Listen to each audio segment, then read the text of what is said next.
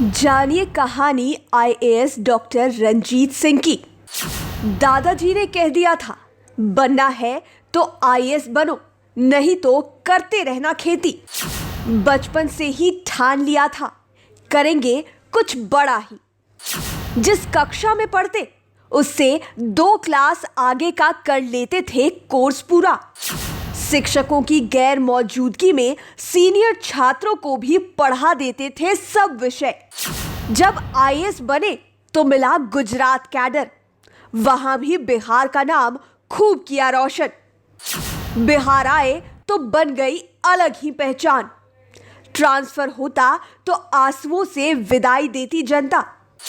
आगे देखिए गरिमा भारती के साथ कहानी जिंदगी की। नमस्कार, लाइव सिटीज़ के खास कार्यक्रम कहानी ज़िंदगी की इस एपिसोड में आपका स्वागत है।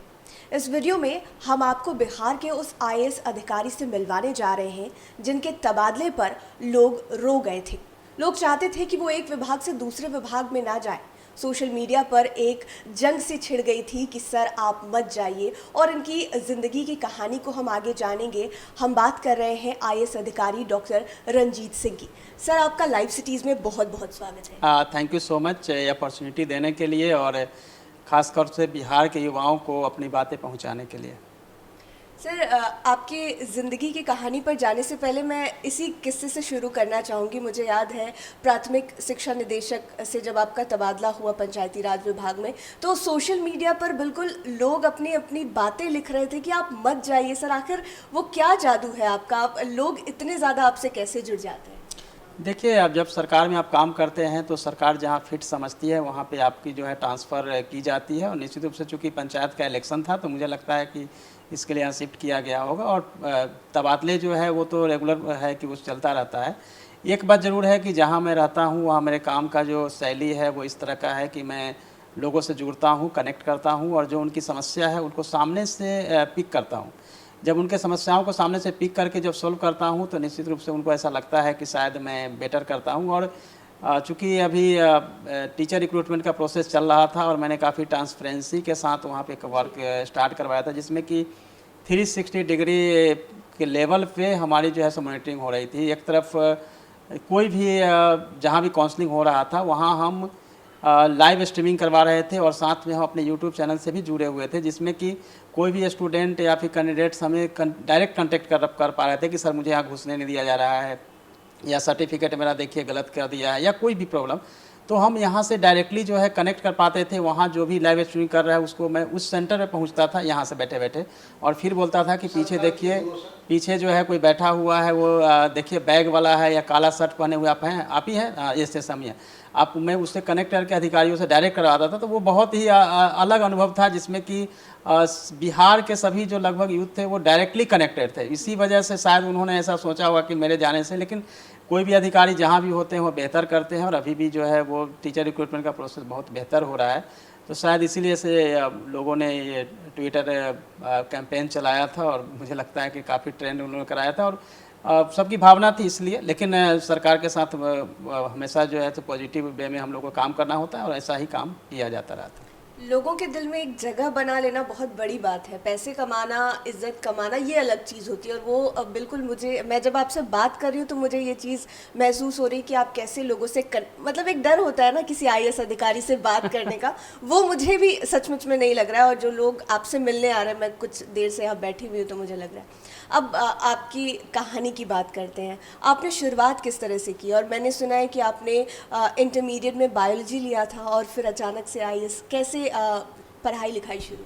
हाँ, मैं अपनी पढ़ाई की बात करूं तो चूँकि मैं ग्रामीण पृष्ठभूमि से हूं, हाजीपुर के पास देसरी है जहां से मैंने स्कूली शिक्षा ली थी। और स्कूल में पढ़ते हुए कई ऐसी चीज़ें थी जो कि मुझे आज भी ख़ासतौर से बिहार के जो यूथ हैं उनको बताना चाहता हूं कि जब मैं स्टैंडर्ड फर्स्ट में पढ़ता था तो स्टैंडर्ड सेकेंड और थर्ड की बुक्स पढ़ता था। और यही सीबीएसई से? नहीं, मैंने बिहार बोर्ड से किया है। और हमेशा जो है जिस भी क्लास में रहता था उसके 2 क्लास आगे की बुक्स में पढ़ता था और सिलेबस को पूरा करता था। तो मैं हमेशा अपने स्कूल में हमेशा टॉपर रहा और यूनिवर्सिटी तक में मैं टॉपर रहा। कंटिन्यू में टॉपर रहने के चलते भी मुझे एक पैसन था पढ़ने का। और चूँकि आईएएस बनने की जो प्रेरणा है मेरे दादाजी नहीं रहे, जिन्होंने मुझे दिया था। उन्होंने कहा था कि अगर जॉब करनी है तो आईएएस की करो, बाकी तो खेती है ही, अपनी खेती बाड़ी करना। तो यही वजह थी कि मैं जब स्टैंडर्ड 6th में था तभी मेरे मन में आ गया था कि मुझे आईएएस बनना है। उसी के बाद जो है 10+2 हमने बायोलॉजी से इसलिए किया था क्योंकि आईएएस बनने के लिए सभी विषयों की जानकारी होना बहुत ज़रूरी होता है। तो 10+2 मैंने साइंस से करने के पीछे यही वजह थी कि साइंस की जानकारी हो जाएगी। उसके बाद फिर मैंने आर्ट्स यानी कि हिस्ट्री से मैंने ग्रेजुएशन किया। तो पूरे सब्जेक्ट को समझने के लिए मैंने 10+2 किया था और मुझे कोई मेडिकल एंट्रेंस एग्जाम देना नहीं था, मुझे जाना भी नहीं था, लेकिन मैंने केवल किया था नॉलेज के लिए, जानकारी। जी बिल्कुल जानकारी के लिए, क्योंकि आईएएस बनने के लिए सभी सब्जेक्ट की जानकारी होना बहुत ज़रूरी होता है। एक मन में यह भी था कि चूँकि पटना यूनिवर्सिटी, पटना कॉलेज से ख़ास तौर से हर साल जो है टॉपर होते थे, अच्छे रिजल्ट आते थे, तो मैंने पटना यूनिवर्सिटी में एडमिशन लिया। जब मैं कॉलेज में टॉपर रहा तो मुझे ऐसा लगा कि नहीं, अब मैं आईएएस बन जाऊंगा, और यही वजह रही कि मुझे बहुत जल्दी मैं आईएएस भी बन गया। मुझे ज़्यादा स्ट्रगल नहीं करना।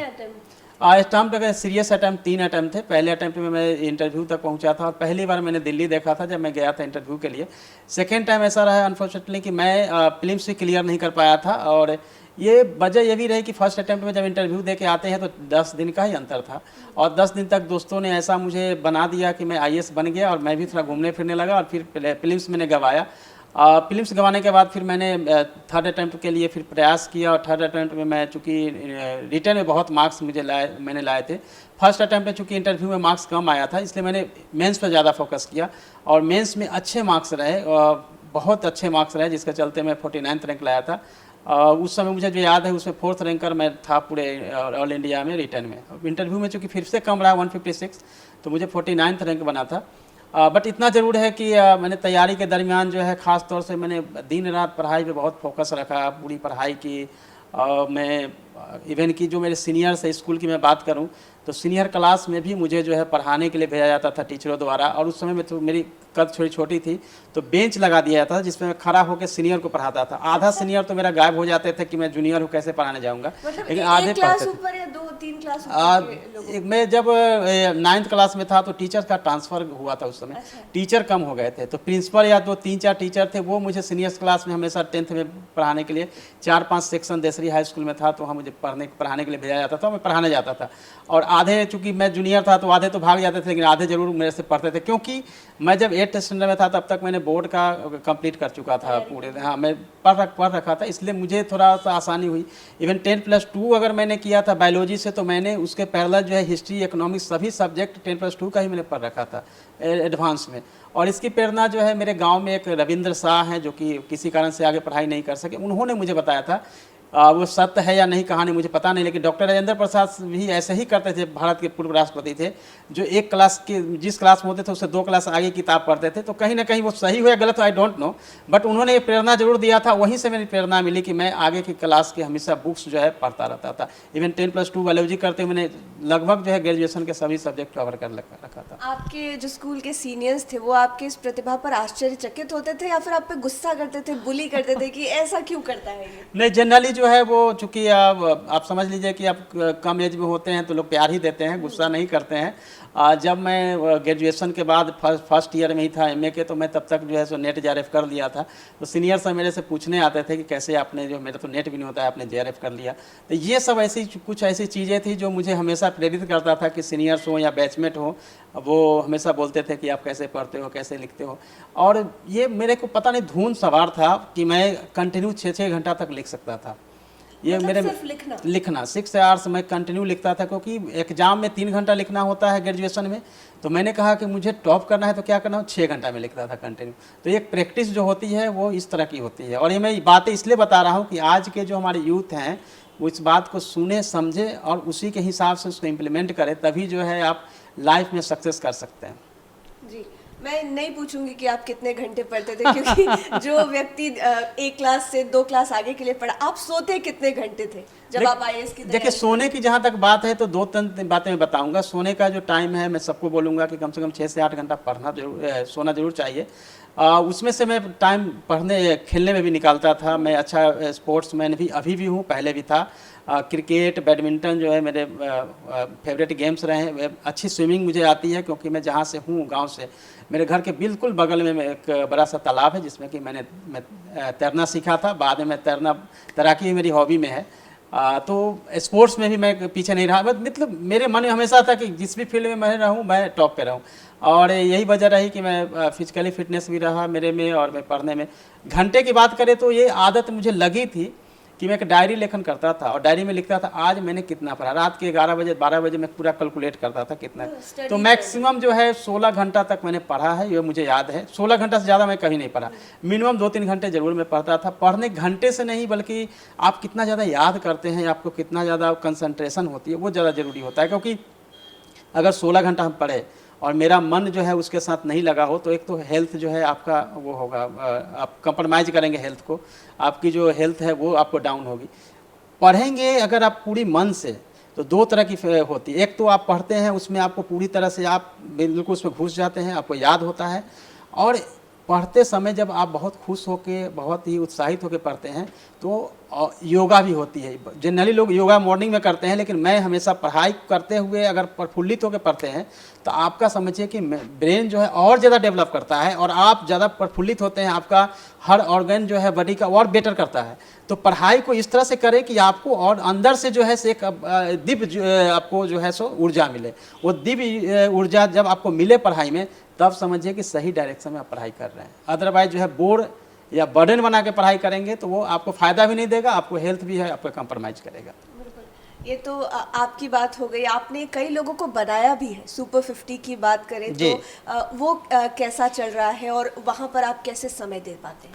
देखिए, मैं जब आईएएस बना, चूँकि पटना से मैंने पढ़ा था, तो मुझे ऐसा लगा था कि बिहार में प्रतिभा बहुत है लेकिन सही डायरेक्शन का अभाव है। तो मैंने 2010 में मिशन 50 नाम से एक संस्था की स्थापना की थी, जिसमें कि हमारे जो बैचमेट थे वो भी इसमें रहे हमेशा। और तब से मैं चूँकि गुजरात में था, कैडर मेरा गुजरात है, तो वहाँ से मैं ऑनलाइन क्लासेज या फिर महीने 2 महीने में 1 वीक के लिए छुट्टी लेके आता था, फिर मैं यहाँ पढ़ाता था, और पैरेलली मैं गुजरात में भी वहाँ पे पढ़ाता रहा हूँ, वहाँ के जो स्टूडेंट रहे हैं तो वहाँ से भी। तो रिजल्ट जो है काफ़ी अच्छा रहा। दूसरा क्या है कि मैं पूरी क्लासेज जो है वो मेरी फ्री में चलती है, मैं अपने पैसे भी खर्च करता हूँ, उसमें ज़रूरत पड़ता है। मेरे बहुत सारे फ्रेंड हैं जो उसमें कंट्रीब्यूट करते हैं। तो रिजल्ट आप देख रहे हैं कि स्पेशली बीपीएससी में जो है बहुत अच्छा रिजल्ट रहा है। अब तक देखेंगे पूरे बैच को मिला के तो 1700 से 1800 जो है हमारे यहाँ से पास हुए हैं। पिछले अभी के बैच में देखेंगे तो 42 जो है अभी जस्ट जो 65th का रिजल्ट है उसमें हुआ। 64th के में 237, चूँकि सीट बहुत थी, 1400 के आसपास है। तो रिजल्ट अच्छी हो रही है। टाइम जो है जहाँ तक है, तो टाइम में हमेशा छुट्टी के दिनों में या फिर सैटरडे संडे तो होती ही है छुट्टी, और छुट्टी के दिन जो भी कुछ हॉलीडे होता है उस दिन मैं टाइम देता हूँ। बाकी समय में फैकल्टी हैं, मेरे जो फ्रेंड हैं या जो बीपीएससी यूपीएससी तैयारी कर रहे थे, नहीं हो पाया, वो लोग जो है यानी स्ट्रगलर है, वो पढ़ाते हैं और खूब बाद में सक्सेस हो जाता है। एक हिस्ट्री हमारे यहाँ की फैकल्टी जो भी रहे हैं वो बीपीएससी में सेलेक्ट हो गए हैं, तो ये भी एक अच्छा मतलब हमारे यहाँ रहा है। टाइम जितना मिलता है मैं गाइड करता हूँ बिहार के यूथों को। जितना आपने बताया और जितना मैंने सुना था उस हिसाब से तो आप 100% परफेक्ट व्यक्ति है, चाहे व्यक्तित्व के मामले में हो, काम के मामले में हो। अपनी शादी के बारे में भी प्लीज़ हमें कुछ बताइए, क्योंकि दर्शक बहुत उत्सुक है देखने के लिए। हमने आपकी कई तस्वीरें देखी है जो कि बहुत, आप लोग जोड़े में बहुत अच्छे लगते हैं, लेकिन सुना है कि आप शर्माते बहुत हैं, आपने कहने में बहुत देर कर दी। ये गरिमा जी, ऐसा है कि शादी का जो है हमेशा जो भी कोई भी हो, उनको शादी को लेके एक डर जरूर होता है, एंजाइटी होती है कि पता नहीं लाइफ पार्टनर कैसा होगा, क्या होगा। वो दोनों साइड से होता है, लड़का हो या लड़की हो। मेरे साइड से वैसा हुआ, डीएम था, वहाँ मेरी प्रोफेशनर थी, और प्रोफेशनर होने के चलते उनसे मुलाकात होने लगी, तो अंडरस्टैंडिंग बनते गए। और फिर जो है आपने देखा होगा लास्ट ईयर हम लोगों ने शादी की, और वो कोविड, पोस्ट कोविड था, कोविड समाप्त हो चुका था ऑलमोस्ट फर्स्ट वेव का, तो हम लोगों ने शादी की थी। और देर का जहाँ तक सवाल है, तो चूँकि आप मुझे लगता है कि पढ़ने पढ़ाने में समय निकलता चला गया, और फिर थोड़ी देर हुई है, लेकिन देर हुई। पहले किसने कहा, आपने कहा, उन्होंने कहा? नहीं, मैडम ने ही मुझे कहा था। पहले उन्होंने व्हाट्सएप से जो है मैसेज उन्होंने आई लव यू लिख दिया, बाद में उन्होंने डिलीट कर दिया, लेकिन मैंने तब तक मैं पढ़ चुका था मैं। तो ये अच्छी स्टोरी रही है, बहुत अच्छी मेरी लाइफ की जर्नी रही। मैं तो उनको पहले भी 1 साल पहले से जानता था। तो शादी तो निश्चित रूप से शादी जो है अच्छी फेस्टिवल के रूप में हम लोगों ने शादी की थी, और अच्छा लगा था, क्योंकि माननीय मुख्यमंत्री जी का भी आशीर्वाद हम लोग को मिला था। जी गरिमा जी बताइए, नेक्स्ट क्वेश्चन। आपने कहा कि आप गुजरात कैडर में सेलेक्ट हुए थे, उसके बाद जब बिहार आने का मौका मिला तो अंदर से मतलब कि डर था कि अपने जगह में जाकर सेवा करनी है, या फिर एक अलग से खुशी थी कि चलो अब कुछ बदल सकते हैं बिहार? निश्चित रूप से एक अलग सी खुशी थी, क्योंकि जंगल में मोर नाचा किसने देखा वाली बात थी। मैं दूसरे स्टेट में काम कर रहा था, वहाँ भी मैंने जितने भी हो सकते हैं मैंने अपना बेस्ट एफर्ट दिया था। और बिहार में आने के बाद भी आपने देखा होगा कि फर्स्ट ODF डिस्ट्रिक्ट सहित बहुत सारे records, first plastic free district सहित आपने देखा होगा। वो वहाँ जो भी अब सीतामढ़ी के हैं या सीतामढ़ी से जुड़े हुए उनको पता है। और जहाँ भी है, मैं एक बात हमेशा ध्यान रखता हूँ कि आप कहाँ हैं यह महत्व नहीं रखता है, आप जहाँ है वहाँ क्या कर रहे हैं यह महत्व रखता है। चूँकि हमें ऑल इंडिया सर्विस है, सभी जगह सर्विस करना पड़ता है, लेकिन हाँ, अपने होम स्टेट लौट के आते हुए मुझे बहुत खुशी हो रही थी। और जब मैं वहाँ से निकला था काफ़ी प्रफुल्लित था, क्योंकि IAS बनने के बाद सबकी इच्छा होती है कि हमने अपने होम स्टेट में काम करें, अपने लोगों के बीच काम करें। उसका रिकग्निशन भी एक अलग मिलता है। और चूँकि पटना में ही मैंने 8 से 9 साल पढ़ाई की है, पूरी पढ़ाई मेरी पटना में हुई है, तो पटना से एक अलग लगाव है। जी बिल्कुल। मैं अंतिम आपसे कुछ पूछना चाहूँगी कि जितने भी लोग अभी फ़िलहाल तैयारी कर रहे हैं, चाहे स्टेट PCS के लिए या फिर सिविल्स के लिए, जिनके पास अभाव है कोई चीज़ का, जो यहाँ पर आकर पढ़ नहीं पा रहे हैं, ग्रामीण इलाकों में रहते हैं, उनके लिए आप क्या मैसेज देना चाहेंगे? देखिए, जो बिहार के छात्र हैं, मैं यह बिल्कुल श्योरिटी के साथ कह सकता हूँ कि 90% बिहार के जो यूथ हैं जिनके पास साधन का बिल्कुल अभाव है, और मेरी तरह ही वो सभी स्ट्रगलर हैं। मैक्सिमम जो है बहुत मुश्किल से पटना तक आते हैं, जो थोड़े अच्छे हैं दिल्ली तक पहुँचते हैं, और बहुत सारे जो है वो गाँव में रह जाते हैं। मैं सबको यह कहूँगा कि जितना ज़्यादा आप धूप में तपेंगे उतना ही ज़्यादा आप कोहिनूर बनेंगे। हीरा जो है वो जल जल के ही और तप के उसके कहा एक सर्टेन टेम्परेचर के बाद ही वो हीरा बनता है कोयला से। तो जितने भी हमारे यूथ हैं, आपके सामने जो समस्या आ रही है वो आपको केवल चेक कर रही है कि आप उस काबिल हैं या नहीं है। समस्या सबके लाइफ में है, ख़ास तौर से जो इकोनॉमिकल जो कंडीशंस हैं बिहार के यूथ के, उसके बारे में कहूँगा कि आप जो है आप ट्यूशन पढ़ा सकते हैं, पार्ट टाइम जॉब कर सकते हैं, लेकिन अपने टारगेट को कभी नहीं भूलना चाहिए। और आपका स्ट्रगल जो है एक दिन ज़रूर रंग लाता है। और क्या करना है, 4-5 साल जो है आपको स्ट्रगल करनी है, फिर तो आप जो भी चाहते हैं वो आपको अचीव होता है, फिर लाइफ जो है आपकी बदल जाती है। इसलिए कभी भी अपना पेशेंस नहीं लूज करना चाहिए, और हमेशा जो टारगेट है उसको आपको करना चाहिए। क्योंकि आपने देखा होगा जितने भी बड़े लोग हुए हैं उनके पीछे का जो स्ट्रगल है बहुत बड़ा स्ट्रगल होता है, बहुत ज़्यादा उन्होंने तकलीफ़ के साथ स्ट्रगल करके वो अचीव करते हैं। तो जब स्ट्रगल जब अचीव करते हैं तब उनको खुशी होती है। तो सभी बिहार खासतौर से जो यूथ हैं या हमें जो देख रहे हैं बिहार के बाहर के यूथ, उनको मैं बोलूँगा कि आप स्टूडेंट लाइफ को जो है आप 1 घंटा एंजॉय करिए, लेकिन 90% जो है पढ़ाई पे फोकस करिए। क्योंकि 2 साल की पढ़ाई जो है आपकी लाइफ को बदल सकती है, और आपको कभी भी पछतावा नहीं होगा। अदरवाइज़ जो है अगर आपने 4-5 साल अगर आपने गंवा दिया तो आपको लाइफ टाइम पछतावा होगा कि आपको जो करना था वो नहीं कर सके। और अपने जो किड्स हैं, बच्चे हैं, आप उसमें देखना शुरू करते हैं अपने उसको प्रॉब्लम्स को। लेकिन ये ज़रूर है कि अभी चूँकि सोशल मीडिया का समय आ गया है, टेक्नोलॉजी इतने इन्हेंस्ड हो गए हैं, कोविड का एक देन कहा जा सकता है कि सभी के सभी जो है कम से कम और टेक्नोलॉजी ड्रिवन पढ़ाई, या फिर देखेंगे कि उन्होंने नेट का यूज बहुत प्रॉपरली शुरू कर दिया है, बहुत सारे ऐप आ गए हैं। तो गांव में रहते हुए भी शहर की जितनी फैसिलिटीज़ है वो प्राप्त कर सकते हैं, और गांव में भी आप तैयारी कर सकते हैं। लेकिन ये शर्त केवल यही है कि आपको बनना पड़ेगा एकलव्य, जिसका कोई गुरु नहीं था, केवल उसने जो है द्रोणाचार्य को एक स्टैचू लगा के उन्होंने माना था, और अर्जुन से बड़ा धनुर्धर हुआ था। यानी कि आपके अंदर एक अगर जुनून है कुछ करने का, कोई भी आपको असफल नहीं कर सकता है। लेकिन बार बार जो प्रॉब्लम आ रही है, केवल आपको पेशेंस चेक करने के लिए बस ये समझना है, क्योंकि कितनी भी काली रात होगी उसकी सुबह ज़रूर होगी। यही मैं कहना चाहूँगा। जी सर, आपका बहुत बहुत धन्यवाद। आपने अपनी ज़िंदगी की कहानी हमारे साथ शेयर की, जो कई लोगों को बहुत ज़्यादा प्रेरित करने वाली। थैंक यू सो मच गरिमा जी, और लाइफ सिटीज को भी धन्यवाद। तो हमारे साथ डॉक्टर रंजीत कुमार सिंह थे। आपने उनकी ज़िंदगी की कहानी जानी कि किस तरह वो IAS बने, एक क्लास में पढ़ते हुए वो दूसरी तीसरी कक्षा की जो परेशानियां हैं वो सॉल्व कर लिया करते थे, और कैसे कैसे करके यहाँ तक पहुँचे हैं। और स्टूडेंट्स के लिए भी कई पॉजिटिव बातें उन्होंने बताई है, जिसे ज़िंदगी में इम्प्लीमेंट करके लोग काफ़ी आगे बढ़ सकते हैं। कहानी ज़िंदगी के इस एपिसोड में फ़िलहाल इतना ही। अगले हफ्ते मिलते हैं किसी और कहानी के साथ। हमारे साथ बने रहें, चैनल को सब्सक्राइब करें, फेसबुक पेज को लाइक करें, साथ ही साथ हमें ट्विटर पर ज़रूर फॉलो करें। धन्यवाद।